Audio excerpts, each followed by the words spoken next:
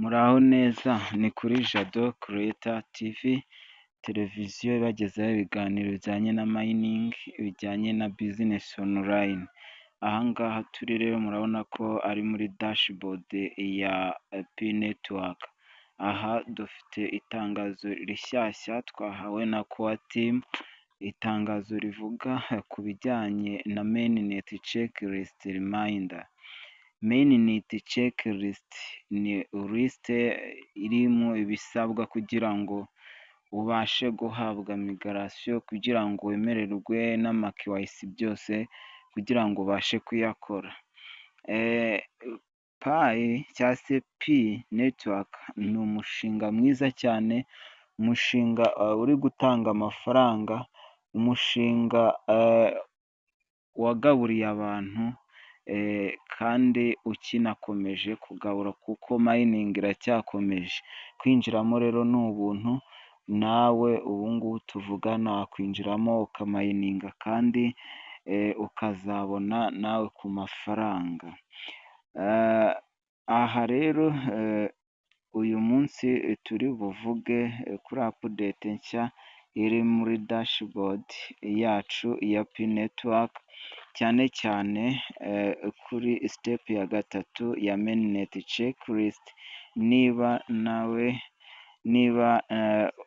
nawe ushaka ko P zawe zifungurwa cyangwa ubona migration P zawe ukaba wazihabwa, iyi videwo ni ingenzi cyane. Ni ingenzi kubera ko iyo ugize akantu wicamo koyini zawe ushobora kuziburira irengero. Iyo ugeze kuri sitepu ya gatatu bisobanura iki?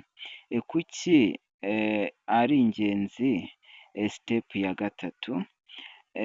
Ni bande bagerwaho n'iyi apudete? Niba abafite kiwayisi, abataruza sitepu ya gatatu, cyangwa icyo P Network ishaka kugeraho muri iyi sitepu ya gatatu ni iki?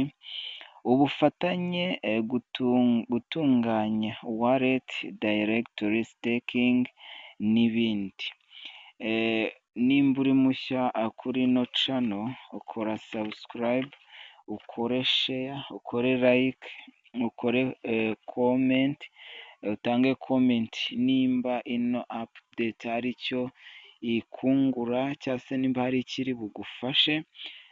Byaba byiza ukoze sheya, ugakora layike, ugakora sabusikarayibe, ugakanda ku nzogera kugira ngo tubane mu biganiro bikurikira. Uko wakora sitepu ya gatatu ni ukuhe? Ni ukujya kuri P burawuza, ubundi ugafungura dashibodi, ubundi ugakanda kuri mainnet checklist. Wamara gukanda kuri mainnet checklist, ubundi ugahita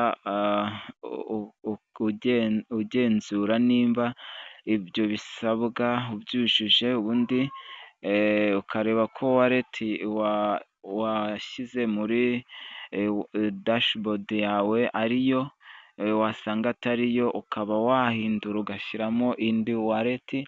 Ariko nimba wari warahawe migiresheni bwa mbere, ubwo payi zawe za mbere zaba ziburiwe irengero.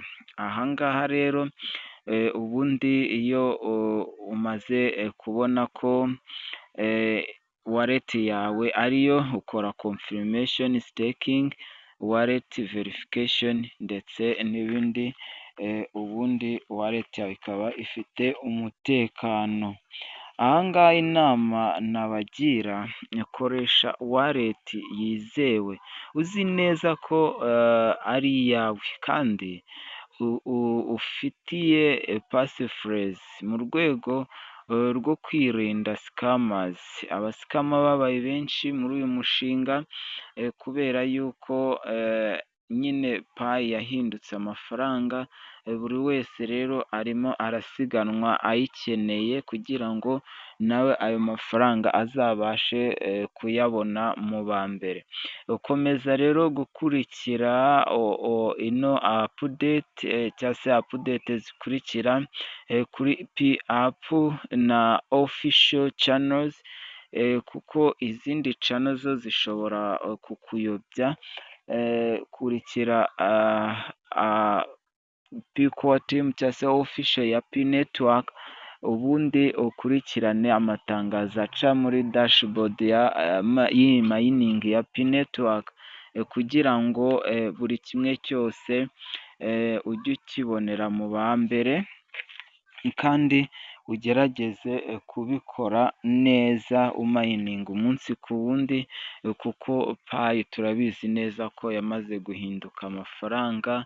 Abayariyeho barayariye, abamayininga baracyamayininga, kandi ni mayiningi yo kwizerwa, ifitiwe icyizere, ifite viziyo nziza.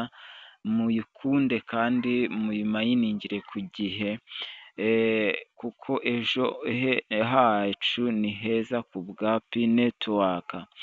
Twamenye icyo step ya gatatu ivuze, icyo isaba n'uburyo wayitunganya, gusa nubwo bigaragara nk'iyoroshye cyangwa se nk'ibyoroshye, ariko igomba kwitabwaho, kuko iyo uyikoze nabi cyangwa se ukayikora nabi, aba ari ikibazo, kuko ntabwo bigenda neza.